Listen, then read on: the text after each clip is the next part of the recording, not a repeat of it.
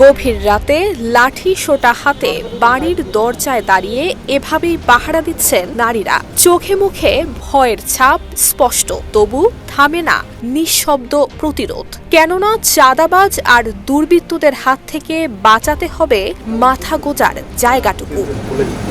শুনতে অবিশ্বাস্য মনে হলেও রাত নামলেই চট্টগ্রাম নগরের চান্দগাঁওয়ে ১৪ নম্বর গ্যারেজ এলাকায় আবুল কাশেমের মালিকানাধীন টিনের ঘরের গলিতে দেখা যায় এমন ব্যতিক্রম দৃশ্য। শিয়া বাটার ও ভিটামিন ই সমৃদ্ধ lily glam beauty soap. Lily, always beautiful.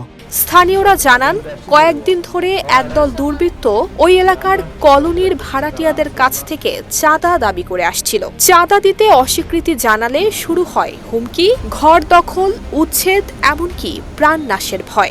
আজকে কয়েকদিন ধরে এই প্রবাসী লোকেরা এসে আমাদেরকে এখন হুমকি দুমকি দিচ্ছে, আমাদের বাচ্চাদেরকে বের হতে দিচ্ছে না, স্কুলও যেতে পারছে না।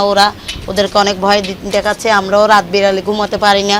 চালের মধ্যে আমাদেরকে ইট মারে, দলা মারে, তারপরে এরপর আমাদেরকে হুমকি দেয়, ধুমকি দেয়। আমরা বাজার ঘাটে যেতে পারি না। আমরা অনেক খারাপ অবস্থার মধ্যে আছি। আমরা নিজেরা খেতে পারতেছি না, ওনাদেরকে কোত্থেকে চাঁদা দিব? রাত হলে আমাদের চোখে ঘুম নাই, ওনারা আমাদেরকে মারার হুমকি দিচ্ছে, এখান থেকে চলে যাও, না হলে তোমাদেরকে গুম করে ফেলবো। আমরা আমাদের নিরাপত্তার জন্য আমরা লাঠি নিয়ে এখানে বসে আছি মহিলারা। এ বিষয়ে চান্দগাঁও থানার অফিসার ইনচার্জ আফতাবউদ্দিন বলেন, অপরাধ করে কেউ পার পাবে না, পুলিশ সবসময় তৎপর রয়েছে। আমাদের পুলিশ তৎপর আছে। এ ধরনের কোনো মব জাস্টিং, কোনো ধরনের জোর দখল, চাঁদাবাজ আমার থানা এলাকায় আমি হতে দেব না।